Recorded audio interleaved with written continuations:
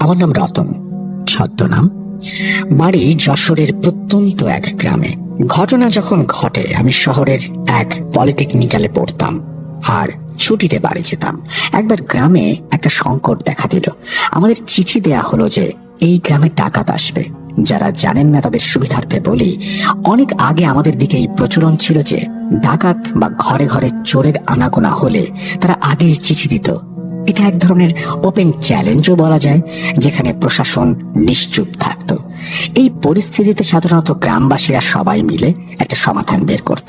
আমাদের গ্রামেও সেটাই হলো। সমাধান স্বরূপ বলা হলো, যত যুবক ছেলে আছে তারা প্রতি রাতে ছোট ছোট দল বেঁধে লাঠি, রামদা, আরো যা যা অস্ত্র আছে সবকিছু নিয়ে টহল বা পাহারা দেবে। আমি যেহেতু শহরে থাকি তাই আমি শুধু ছুটির দিনে বাড়ি যেয়ে পাহারা দিতাম। তো যেদিনের কথা বলছি সেইবার আমি বাড়িতে এসেছি একটু লেটে, মানে প্রায় 15 দিন পর। এসে তো আমি অনেক এক্সাইটেড।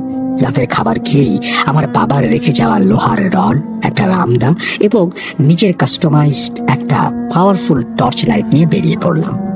বলতে একটু লজ্জা লাগলেও বলি, এই এক্সাইটমেন্টের কারণ ছিল যারা পাহারা দিত তারা সাধারণত কয়েক প্যাকেট বিড়ি বা সিগারেট সাথে রাখত। এখন না খেলেও তখন উঠতি যুবক খুব আগ্রহ করে সেসব খেতাম আর কি। তো এই নেশা আর আড্ডাটাই আমার আসল চাওয়া। স্বাভাবিকভাবেই তখন আমাদের গ্রামে অনেক বেশি বাঁশঝাড়, জঙ্গল আর পানির বরজ ছিল।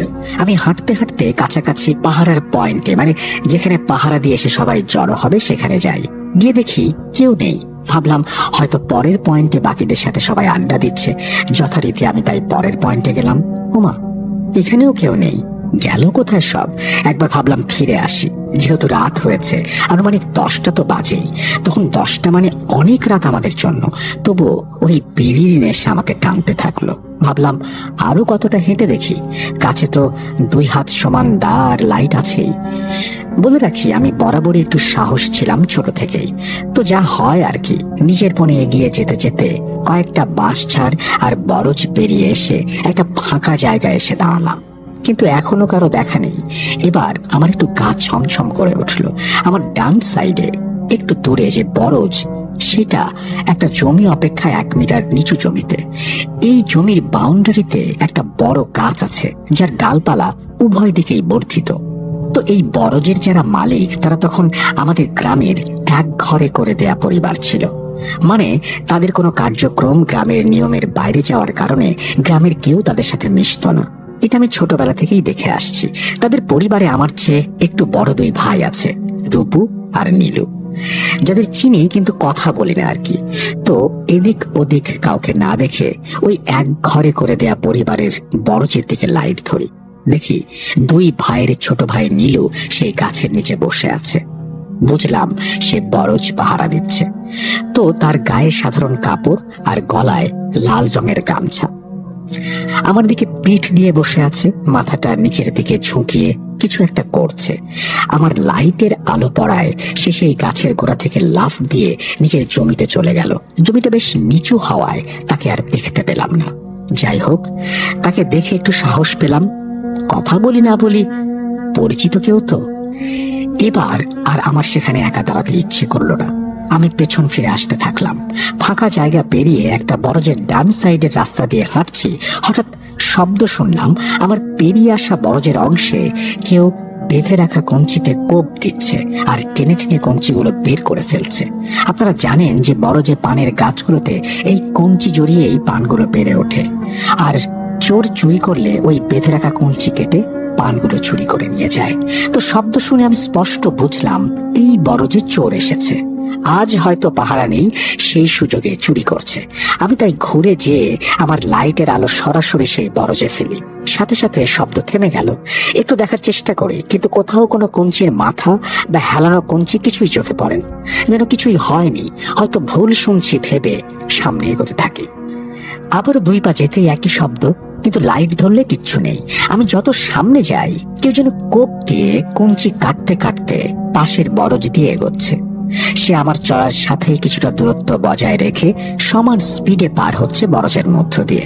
এবার আমি একটু ঘাবড়ে যাই। মনে মনে ভাবতে থাকি, এটা নিশ্চিত চোরের কাজ, কিন্তু একা ভেতরে যাওয়াটা ঠিক হবে না। কিন্তু লাইট ধরলে কোথাও বরজ নড়ছে না, কোথাও কাটা কিছুও দেখছি না। মানুষও তো দেখছি না, কি করে হচ্ছে তাহলে? তার একটু সাহস পাই এই ভেবেছে, নীলুদা তো পিছনের বরজেই আছে পাহারায়, কিছু হলে অন্তত ডাক দেয়া যাবে। বরজটা কোনোভাবে পার হয়ে এসে বাঁশঝাড়ের কাছে আসি। এবার আমার সামনে বাঁশঝাড়, যেটা বরজের উল্টো দিকে পড়ে, সেই বাঁশঝাড়েও একই শব্দ। কেউ যেন কোনো বাঁশের গোড়ায় কোপ দিচ্ছে আর বাঁশ ফেলে দিচ্ছে। আমি এবার ভাবলাম, এখন আবার বাঁশঝাড়ে চোর আসলো নাকি ভেবে এবার ঝাড়ের দিকে আলো ধরলাম। যথারীতি এবারও কোথাও কোনো নড়াচড়া শব্দ কিচ্ছু নেই। প্রতিটি শব্দই আমার থেকে 50 থেকে 60 গজে দূরে হচ্ছে, আর লাইট ধরলে সব ঠান্ডা। ভাবলাম যে যেই চোর বরজে ছিল তার পক্ষে এত দ্রুত আমাকে টপকে লাইটের সামনে না এসে রাস্তা পার হয়ে এতটা সামনে যাওয়া সম্ভব নয়। তাহলে এক হতে পারে যারা এসেছে তারা গ্রুপে এসেছে, নইলে এই নইলে দেশে থমকে গেলাম।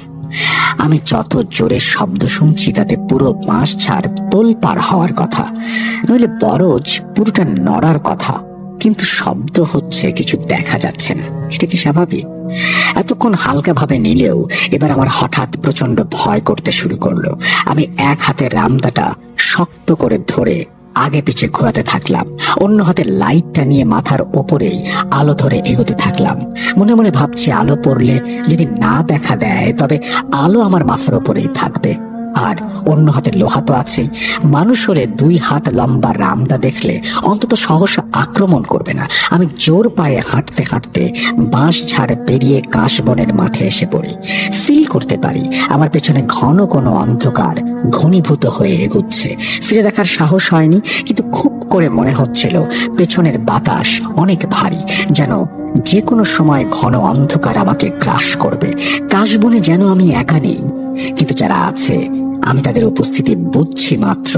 আমার সাথে, আমার পেছনে, সর্বত্র। আমি দ্রুত পায়ে 20 মিনিট হেঁটে বাড়ির কাছাকাছি আসলে এক কাকার সাথে দেখা হলো। এতক্ষণ পরে একটু দম নেবার সময় পেলাম। কাকা জানতে চাইলো আমি হাঁপাচ্ছি কেন, কোথায় ছিলাম। পাহারা দিতে বের হয়েছি শুনে সে বলে, আজ নাকি কোনো পাহারাই নেই, পাশের গ্রামে যাত্রা হচ্ছে, সবাই সেখানে। যেহেতু আমি আজই এসেছি তাই আমি এটা জানতাম না। তো কাকা বলে, তুমি একা একা কতটা গিয়েছিলে এত রাতে? উত্তরে বললাম, ওই রূপু নীলুদের বড় জবথি। নীলুদা একাই বসেছিল বড় গাছটার নিচে, সে চলে গেলে আমিও চলে এসেছি। কি বলছো কি? নীলু বসেছিল? কিভাবে? সে তো বরজের পাশের ওই বড় গাছটাতেই 1 সপ্তাহ আগে গলায় দড়ি দিয়ে মারা গেছে। দড়ি ঠিক না, ওর যে ওই লাল গামছাটা আছে, ওই সেটা দিয়েই ফাঁস দিয়েছিল। আমি থমকে যাই। এক ঘরে করা পরিবার, তাই নীলুদার মৃত্যু নিয়ে কারো কোনো মাথা ব্যথা নেই, যার জন্য আমাকেও কেউ জানায়নি। তাহলে সে কে ছিল? ছোট থেকে দেখে আসা নীলুদাকে তো ভুল দেখার সম্ভাবনা নেই। অতঃপর সেই কাকা আমাকে সাথে করে বাড়ি নিয়ে আসেন। পরের দিনই আমি আবার শহরে চলে যাই। এটাই ছিল আমার বাবার জীবনে ঘটে যাওয়া সত্য ঘটনা। আমি মিনিমাম 10 বার এই ঘটনা শুনেছি, আর প্রতিবারই সেই রাতের অন্ধকারে নিজেকে একা একা কল্পনা করে শিহরিত হয়েছি। আপনাদের কতটা ভয় লাগবে জানি না, আমি গুছিয়ে লিখতেও পারি না। আসলে যা সত্য, বিশ্বাস করলেও সত্য, না করলেও সত্য। আর অনেক ঘটনা আছে, যদি আপনাদের এটা ভালো লাগে আমি লিখে পাঠাবো। ধন্যবাদ ঘটনাটি পড়ে শোনানোর জন্য। আমার নাম্বার দিয়ে রাখছি, যদি ঘটনাটি সিলেক্টেড হয় মেসেজ দিয়ে রাখবেন। আমার জন্য সকলে দোয়া করবেন।